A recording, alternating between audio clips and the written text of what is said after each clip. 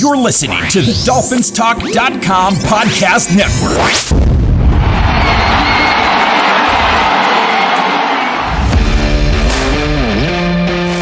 Welcome to Dolphins Talk Weekly, your one-stop audio breakdown of all of this week's Miami Dolphins news.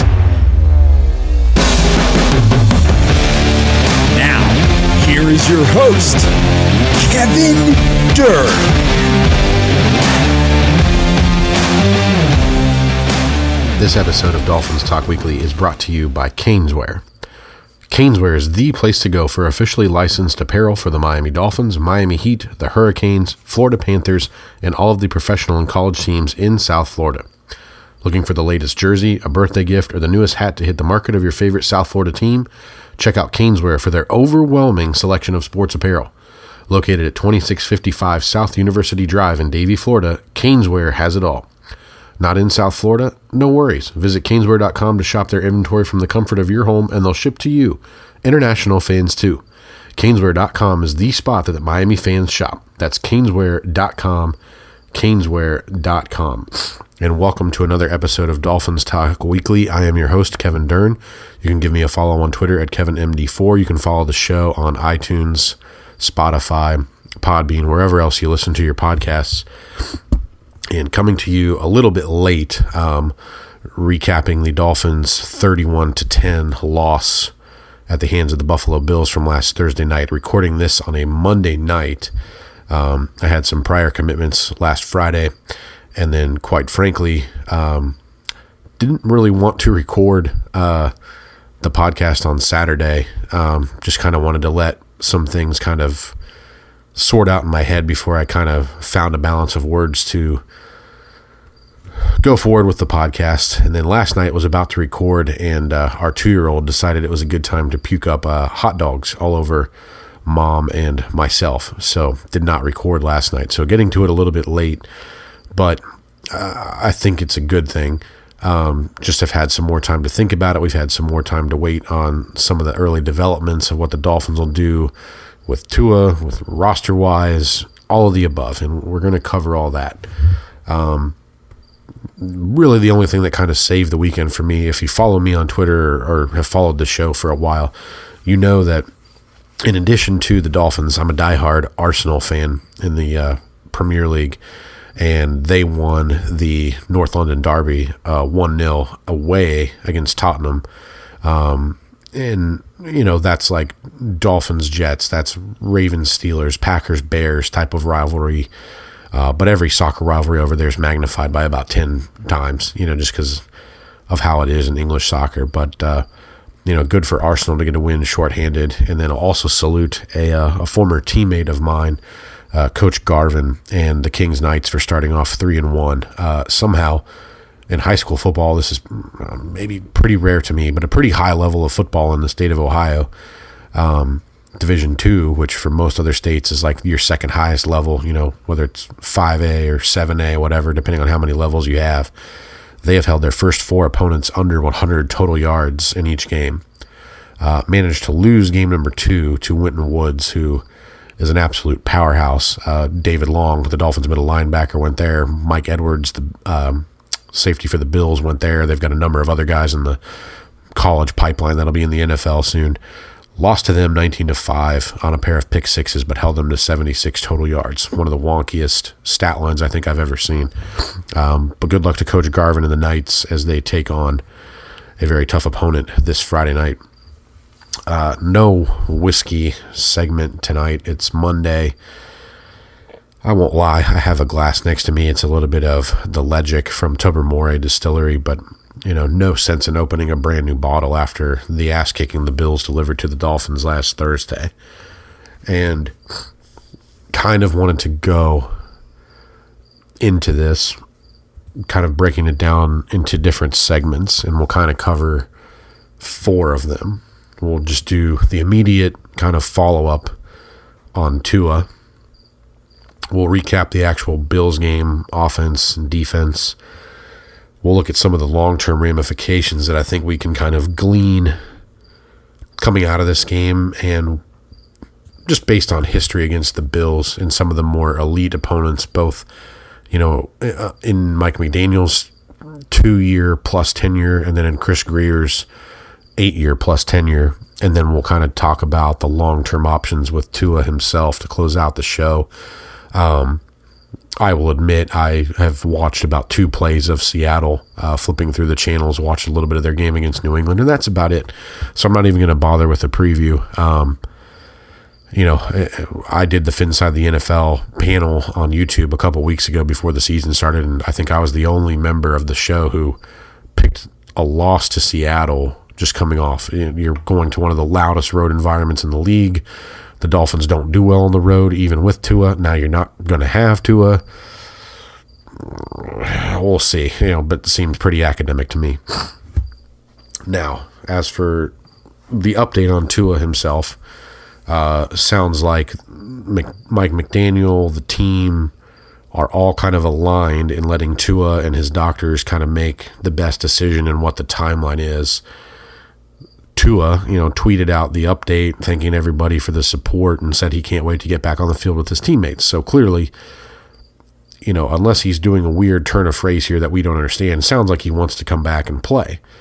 And if you love football, I get it. It's hard to walk away from those things that you love, and why wouldn't you want to come out and play and be part of something and have a chance to do something special in Miami? I get it. What that timeline is, who knows?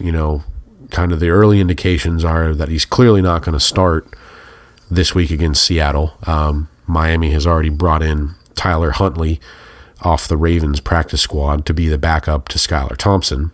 McDaniel said as much in his presser, so I would assume that the earliest that Tua comes back would be the Monday night game against Tennessee at home in week 4. It's only going to be week 4, but it feels like we've been in this season for a month now.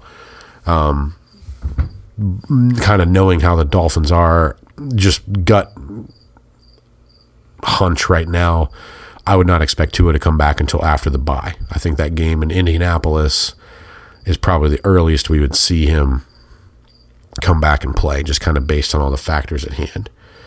And to me, kind of the prevailing feeling is, even if he does come back, every game that he suits up for and plays, whether he plays well or like Buffalo up until the injury, plays like dog shit, let's call it what it is, he was awful in that game, you're basically striking a match and lighting a fuse on a time bomb, and you're hoping that it doesn't go off during that game, and then you get another one the next week. That's where we're at with this whole situation. You can look at Troy Aikman is kind of the best example I can think of with concussions. As far as a quarterback goes in my timeline, or lifetime, not timeline, lifetime, where you could kind of see him just deteriorating as those got worse and worse. I guess Steve Young would be another example once he got later in his career with San Francisco. But the way that they've played out, and I think the difference here, at least in terms of the media coverage, is, Brett Favre came out and said he had a lot of concussions, but did you ever know it? Did you ever know it the way that Tua's been displayed on national TV, like in the fencing positions and splayed out on the field like that? You never really knew that, or guys were just knocked out. Tua's have all been on nationally televised games. You had a Thursday night game in Cincinnati, Thursday night game this past week against Buffalo, and a Christmas Day game against Green Bay in 2022. And then there's the whole episode against the Bills the week before, that Sunday before the Cincinnati game, where he went out for a couple plays and came back, but that was a pretty premier matchup. And if I'm not mistaken, I believe was a nationally televised game in the 1 o'clock window. Not the major audience, but still a national audience. There's just been more exposure to his concussions and how bad they've been, and then kind of meets the eye in terms of coverage with other players who've had them, and I think that's why you hear this outcry. Now, I'm not going to give my opinion on what Tua should do. I've, in my lifetime of playing football, which was from 8th grade through my senior year of high school, I had 3 known concussions. and kept playing. But the information out there about them now is so much more. There's so much more of it. It's so much more impactful. There's so much breadth to it, and there just wasn't that back then. I don't even think I sat out any games when I had concussions. Just if I felt better, then I was ready to go the next week, and that was it. Times are different now with all the studies on CTE and everything. So, I wish Tua the best. He seems like a great human being, great guy. The teammates love him. I hope he makes the right decision for himself and for his family, and that's all I'll say about that. Shifting gears, let's talk about the Buffalo game. Just in general, that was up until the Tua concussion, and everything after that's kind of a moot point because it was 31-7 at that point anyway. Probably the worst display we've seen from Mike McDaniel in a regular season game. I think maybe that Kansas City wildcard game was worse. Probably one of the worst 3 or 4 games we've seen from Tua throughout his entire career. I think that the Kansas City playoff game was bad. The game in 2021 against Tennessee was really bad. New Orleans the week before that was pretty damn bad. This is probably up there in those top 4. I'll cut him some slack on the first interception. He hit Grant Dubose in the hands, and it took a lucky ricochet for the Bills, unlucky for the Dolphins. But the second interception, trying to throw it to Robbie Chosen, Durham Smythe was wide open in the flat underneath, makes a catch and turns around. He's got a first down. Tua didn't see that. The trying to scramble and then throw it away is just contemptibly stupid on Tua's part. And, let's be objective here. I know he got a concussion and everyone feels bad, but that doesn't excuse piss poor play. You paid a quarterback $200+ million. You expect him to deliver not dog shit quarterback play. And that's what we got. And this is kind of the same old song and dance. You go back to those bad games, quarters coverage, and or teams that rotate safeties post-snap. You look at Steve Spagnuolo and the Chiefs twice last year. You go back to the Vrabel defense in that Titans game in 2021. Dennis Allen, the week before, held Miami's offense to 13 points, even though, Pete Werner was the best player the Saints could field that night because of the COVID and the injuries that they had. Jacksonville, a week ago, stymied the Dolphins for the first half. The quarters coverage and these 2 deep shells, I think, kind of draw out the limitations that you have in Tua's arm. And I know he can throw the ball down the field, and this isn't a debate about that. But he can't do it with the velocity required to rip some of those deep comeback shots. When the timing is off and things don't go according to plan, exactly how they should be drawn up in the playbook in terms of X's and O's, I've seen several analysts tweet this out, and I agree. He just doesn't offer you as much as these other quarterbacks do when things go bad. And then when he does try and scramble, you run right into a guy and knock yourself out. It's not like Damar Hamlin, and I do understand the irony that both Tua and Hamlin were both carted off the field in Cincinnati, and the weird twist of irony you have for different reasons, obviously, but it's not like Damar Hamlin came in helmet first and just drilled him. Tua ran into the guy, trying to truck him. And I get that's a heat-of-the-moment decision, but if you're paid $200 million as a quarterback, you need to know where you are on the field, and you need to know when you can slide and still get that first down. And, ultimately,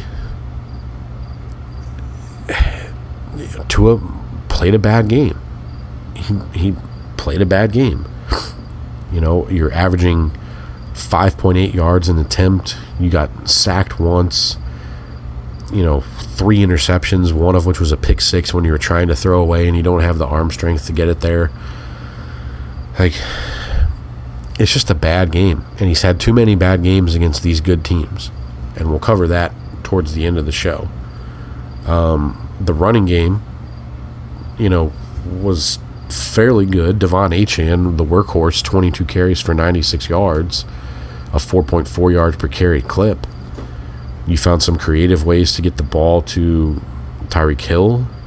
Jaylen Waddle had a run in that game. You had Alec Ingold a couple times on the 3rd and 4th and short stuff that worked.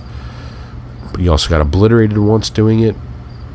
I think that kind of calls into question, if you've listened to Kyle Crabb's show, the recap of the game, he's exactly right. Mike McDaniel chased that game. He was not patient. He chased the game. He was trying to chase down the script and trying to come back too fast. At that point, it's 17-7, and your defense has played largely pretty well in the first half to this point. You fail to get it on that middle of the field 4th down conversion play when you run it to Ingold for the 3rd time. Everyone kind of knew what was coming, and Buffalo stopped it. And you can finally get down to the laundry list of the offensive line. Like, Liam Eichenberg doesn't get a block. Austin Jackson isn't able to stop Ed Oliver from crashing through that gap, and you give it to your fullback, and you're just dead in the water. And then you give him a 49-yard touchdown run right after that. Buffalo really didn't do much offensively. You held Josh Allen to the lowest total he's ever had against Miami, 13 for 19, 139 yards, only 1 touchdown pass. It's the first time ever he hasn't had 2 touchdown passes against you. You held their running game pretty much in check, minus the big run for James Cook, 26 for 108. You gave up a 49-yarder. That's about half their total, 40% of their total. 1 big run, and it was improved from week 1 against Jacksonville to week 2.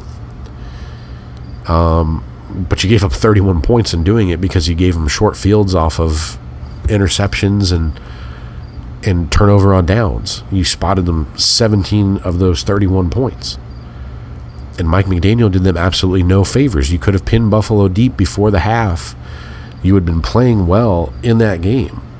Just looking at it alone, Buffalo was 3 of 9 on 3rd down. That's always been their money down against Miami, and historically, I think they converted a 45+% clip against the Dolphins since Josh Allen's been their quarterback, and you finally had them stopped. You had the run game bottled up to that point when James Cook hits that 49-yarder. And, it's just dumb decision-making. I think Mike McDaniel's play script was really bad. You couldn't find ways to manufacture touches for Tyreek and Jaylen Waddle very much. You couldn't do it in week 1 either until you got into the second half and started ripping play-action shots. Something is amiss, and I know fans are going to be quick to jump on the O-line. It's not just the O-line. For as bad as things appeared to be in that game, he only gave up 2 sacks, one on Tua, one on Skyler. That's it. Gave up some pressures, but we're at that point now where Tua needs to be able to step up and maneuver in the pocket and get these throws off, and he can't do it. He can't play off platform, off script the way that you need a $200+ million quarterback to do it. Or at least not against the good teams like the Bills and the Chiefs and the Ravens and Cincinnati to a lesser degree in the AFC. He hasn't been able to do it. He hasn't. McDaniel's not patient enough. You have too much inconsistency behind Hill and Waddle. It's a little alarming, though, if you're relying on Odell Beckham Jr., Malik Washington, and River Craycraft to come in and solve the problem. How do you not have more for Jonnu Smith involved? I get that Raheem Mostert misses that game. Why does Jalen Wright only get 5 touches? Why can't you put him in the backfield and have Devon Achane do some of the receiver stuff you were trying in week 1? It felt like the team was pretty unprepared for that game. And then what's more, Terrell Bernard, their middle linebacker, leaves the game with a pec injury. And you got some dude named something Spector coming out and playing middle linebacker, and you can't even figure out how to carve up that defense. Colton Spector or whatever his name is. Like, it's just bad. It's just bad. You know, the offense was terrible. Like, that, to me, collectively might be the worst performance we've seen from Mike McDaniel and from Tua combined outside of that wild card game this past January against the Chiefs. But it was right there. Right there. That was terrible. And it's inexcusable at this point. You're in year 3 of your offense. You've got the roster you want.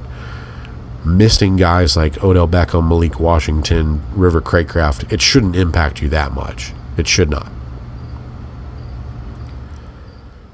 The defense, I thought, was better.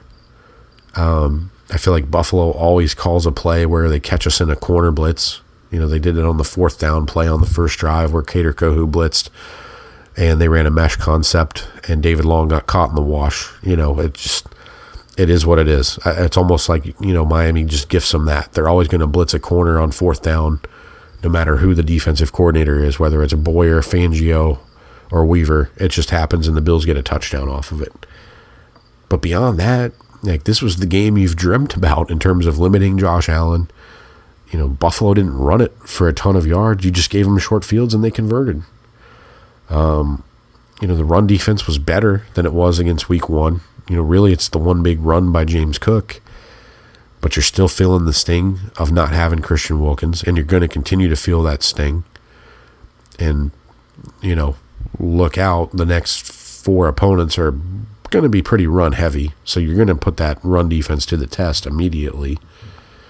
Jalen Ramsey, getting the big extension, has had just 2 stupid plays where he's been beat in each of the first 2 weeks. You had the egregious pass interference in week 1 against Jacksonville that set up their touchdown, the first touchdown to ETN. And then you get beat by, like, the 3rd string running back on a scramble drill and give up a catch at the goal line. Like, you're the highest paid corner in the league. You can't do that. And as a whole, you know, the big money players for the Dolphins played like small money players in that game. I think Reek and Waddle were held to under 75 yards, although I think a lot of that goes back to McDaniel and Tua just having shitty nights. But then, like, Jalen Ramsey can't be doing that week in and week out. You need more consistent play from him. You know, Kendall Fuller's been the better player through the first 2 weeks of the season. You've gotten pretty good play from David Long for the most part, but there's been a couple missed assignments that have cost you some big runs. You know, Jordan Brooks, I like the way he's being used, but he's not as impactful as we would like to see just yet. I thought the defensive line rotation was better, and the run defense was better, so that's a thing with Anthony Weaver. And if you go back to last year, we talked about the fixes that Fangio needed to make. There is an absolutely glaring, you know, red flag, shoot the emergency flare. Jordan Poyer is flat out just fucking awful. Awful. You need to put him on the bench and insert Marcus May or Elijah Campbell tomorrow. Like, he has been putrid through 2 games. Just putrid. You know, it's like playing defense with 10 guys, and I don't mean in the sense where Sam Madison used to say 10 on 10 because he could lock down that receiver. It's like you're playing missing a guy because he's late on run fits. He gets held way too long by quarterbacks in the, you know, in zone coverage. He takes shitty angles in pursuit. He's clearly lost more than a step. It's about 3 steps at this point, and he's a pussy to boot. He can't tackle unless he launches himself and gets an unnecessary roughness penalty. Get that fucker off the team. He's terrible. Terrible. And I don't usually go off on players like that because I understand it's the toughest sport on the planet. And there's a shit ton that goes into it in terms of preparation and having your body right and your mind right. But God, he's awful. Awful. The unnecessary roughness penalty was just contemptibly stupid to launch into a guy helmet first and don't even bring your arms through. It's just stupid. Get him off the field. And then again, you had another drive. That drive, you've pinned Buffalo deep on a punt inside the 5 again. And you give up a 3rd down conversion. You give up another one because Poyer makes a stupid penalty. And that's like the one drive that Buffalo moved the ball. Complimentary football has just eluded this team since the Dave Wanstead era. And, back then, for the most part, you were going to play really damn good defense, and you were going to run the ball well with Ricky Williams, and your special teams, for the most part, was never an issue. It was complementary. You could play that style and beat teams. Jimmy Johnson started it. Dave Wanstead kind of took it to that next level with Ricky and the defense, and just could never get the right quarterback to be part of it. But it's just disgusting to have to watch the Dolphins go through this year after year, coach after coach, coordinator after coordinator, and we just can't manage to play complementary football. Like it's pretty sad that through the first 2 games of the season, the best unit on the field has been Danny Crossman's by far and away. By far and away. And I think what that kind of calls into question is some of the accountability you have. In the Mike McDaniel era, you're now 1-5 against the Bills, staring 1-6 in the face when that matchup arrives in late October, early November. I forget when it is. But you're about to be 1-6 against the Bills. I believe you are now 2-8 against the powers that be in the AFC. So you're 1-5 against Buffalo. You're 0-2 against Kansas City. You're 1-1 against Baltimore. You're 0-1 against Cincinnati. You're 1-6 in those games on the road. Those are the teams you've got to beat to get to the Super Bowl. Those are the teams you've got to beat in the AFC playoffs. Miami hasn't done it. But it gets worse. Since Josh Allen became the Bills quarterback in 2018, the Dolphins are 2-12 against the Bills since Josh Allen's been the quarterback. You go back to 2016 when Chris Grier became the general manager, the Dolphins are 4-14 against the Buffalo Bills. You know what coach has the most wins against the Bills? Adam Gase. Adam Gase swept them in 2016. Jay Ajayi. That's how bad this is. If you're going to move forward with Grier, who I don't believe has a contract extension yet, McDaniel and Tua do, at some point Stephen Ross has to find the adult in the room, because clearly he is not the adult in the room. I think Brandon Shore may be the adult in the room, but does he have the biggest voice in the room? I'm not sure. No pun intended. At what point is there accountability for that? You need, at minimum, a better backup plan at quarterback. And that doesn't mean Skylar Thompson or Tyler Huntley or both of them. And I was trying to think of a good example of this. I'm just young enough that I've seen Scott Mitchell play in a Dolphins uniform, but I don't quite remember the circumstances of why they drafted him. Because if I remember right, it was before the Marino injury. I may be wrong on that. You can correct me on Twitter if I am. But the best kind of scenario I could think of as it relates to the Dolphins, for at least in my lifetime, my fandom, would be in 2003 when they brought in Brian Griese to compete with Jay Fiedler, and then the loser would be that efficient backup, because we remember what happened in 2002. Fiedler broke his thumb in the Denver game. Miami was 5-1, 1 seed, cruising. Ray Lucas came in and they lost like 5-6 or whatever it was. And then Griese came on the next year, and basically the defense had a revolt and said, you've got to play Fiedler. And there's the famous comeback on Sunday night against Washington. The first time Miami wore the orange jerseys in 2003, Fiedler comes back and they beat Washington 24-23. It's kind of like that, but you need someone to develop long term, because again, every game you play with Tua, you're striking a match and lighting the fuse on a bomb, and you just don't know when it's going to go off again. How many times do you want to do that? It's a bad business model. Even though you've paid them all that money, it's too much risk to carry moving forward beyond this year.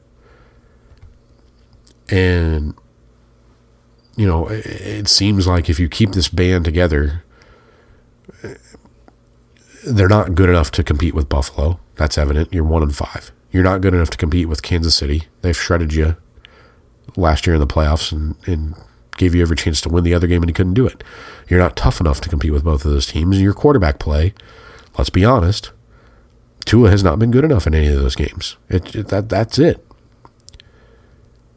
So you need to either get a better line, like Detroit has done for Jared Goff, or you better have like a top-tier defense, which you had in some elements last year with Fangio, to kind of counteract that and limit teams so you don't have to rely on Tua to be your guy in those games. But then it kind of goes back to, like, if you can't rely on him, if he's not a tractor and he's more of a trailer against those good teams, is he really worth that big money? You know, and you need an adult in the room to kind of sort things out and figure out the accountability there. Because, like, the harsh reality of it is even though Chris Grier has not done a good job of solidifying an offensive line, in that Thursday night game against Buffalo, that was like 7th or 8th on the list of problems. You know, you've got a terrible game plan. You can't clock manage things right. You call dumb plays on 4th down before the half to put your defense in a bad spot. You've got receivers that can't run the right routes. You've got poor quarterback play against post-snap safety rotation. You've got Jordan Poyer out there on defense, which is a problem in and of itself. You've got poor complementary football and dumb penalties derail drives still. And then, yeah, the offensive line's a problem too. Like, it feels like the ceiling for this team is being good enough to make the wild card and just be one and done. Or you might be lucky enough to win a game if you get to play one at home, or you play in a dome, but then you're going to get just shredded in round 2 by a Kansas City, a Baltimore, a Buffalo, somebody like that, or the Chargers, who look pretty impressive through 2 weeks.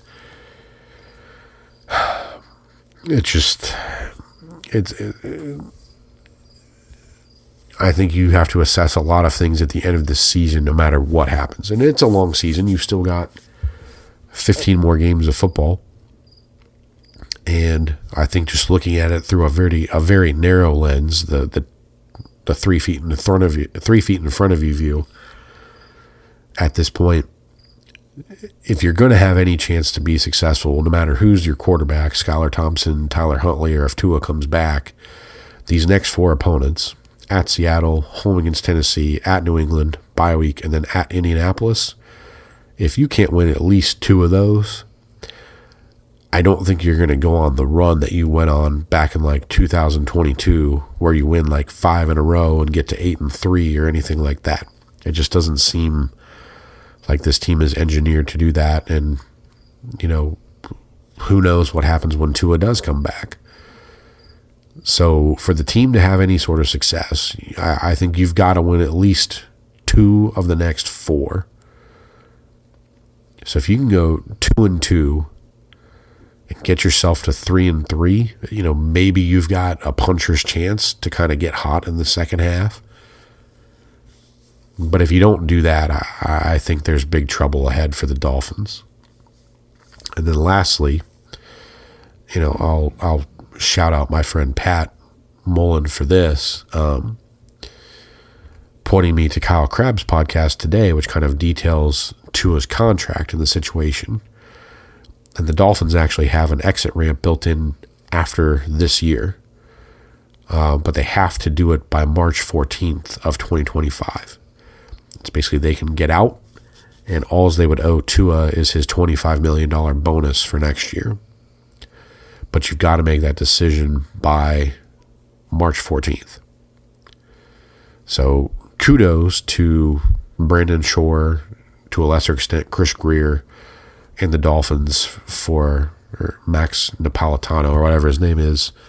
Kudos to them for kind of building that into the contract. And I had misinterpreted things a while back when I talked to my friend Pat about this. And, you know, he directed me to Kyle's podcast, and I see that I was wrong, and the Dolphins actually do have an exit ramp.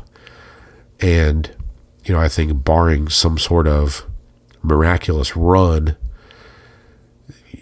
it's a very plausible option you have to consider using after this season. And I know that's not what people want to hear, you know, as we sit going into week 3 of the season, Hell, week 2's not even over. The Monday night game is not even over as I record this. But that's where we are. And I think that's what is kind of so, I don't want to say transcendent, but so kind of harrowing about this injury. You know, I was actually at the game in Cincinnati that Thursday night when he got knocked out the first time. And I remember thinking, like, okay, I hope he's okay. He's clearly not playing. Can we still win the game tonight? But what if he's out for a long time? Like, what's our season like? Do we have to draft a quarterback? And we hadn't even signed him to an extension at that point. That was 2 years ago. The same exact thoughts kind of run through my head now. And I hate to admit it because, you know, I feel terrible as a person saying this, but like by the time they cut to commercial and came back, I was thinking, okay, when's the exit ramp on this contract? Were they smart enough to protect themselves? Do they have coverage for this? What did they do? And I never got that answer until I listened to Kyle's podcast today. So thank you to my friend Pat for kind of steering me there. Thank you to Kyle for doing the Locked On show and diving into those numbers and the contract clauses and everything. And I guess thank you to Brandon Shore and the Dolphins for the CYA, you know, mentality going into this. I know that's not what fans want to hear, and it probably calls into question, like, if this season kind of goes dead in the water, you're probably making some bigger decisions, you know, in terms of Chris Grier, possibly Mike McDaniel, very possibly Tua Tagovailoa after this season.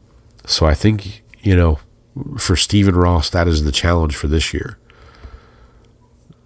Play the game, go week to week, you know, see where things go. But I have a hard time imagining this team being anything more than a wild card participant at best at this juncture.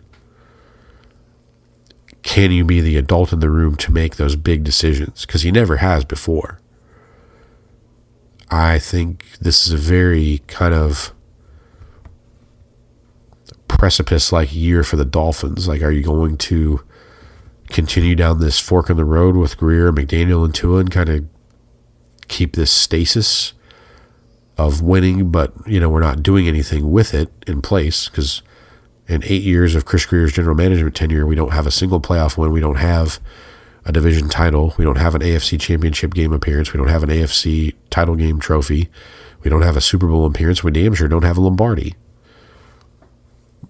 8 years. You're in your 9th season. Like, shit or get off the pot time is probably past, but you're on Stephen Ross time, which seems only to apply to coaches in terms of being ushered out the door. So that's a key decision you have to make. He's also fired a coach after he's given him an extension before, so don't think that is anything new. He gave Joe Philbin an extension going into 2015, fired him 4 games into it. Gave Tony Sperano an extension before 2011, fired him after they started 0-7 or 1-8 or whatever it was. He's done it twice. And I think that's the last thing Stephen Ross wants to do is start over and take that full measure, because that's the one alternative he's never done. It's always been half measures with him. But if this season kind of goes dead in the water and you're stuck there at, you know, bouncing out in the first round of the wild card, or you're sitting there at 7-10, 8-9, and Tua's only played half the season, to me, it seems pretty academic what you have to do. But will it to Stephen Ross? I think that's the ultimate question. And I don't mean to be doom and gloom about week 3, but I kind of feel like just reading the room, and by that I mean, you know, people who have called and texted me about the Dolphins and Dolphins Twitter in and of itself and what that beast kind of is. I'm certainly not the only one who's feeling those things and thinking those thoughts. So while I'm curious to see where things go, and I'm genuinely intrigued by Anthony Weaver's defense and what it could be, maybe what it even can be as we progress in this season, and maybe you fix some of those small things like benching Jordan Poyer. ironing out your defensive line rotation, getting Bradley Chubb back. And maybe you do get Tua back and there's more fight, and at least it's an entertaining rest of 2024. But it feels like the Roadrunner and Coyote cartoon. You're just running towards that light at the tunnel. And it's not the exit, it's a train. And that's where I'm kind of at for the moment. So we'll take our last little sip of Legic tonight.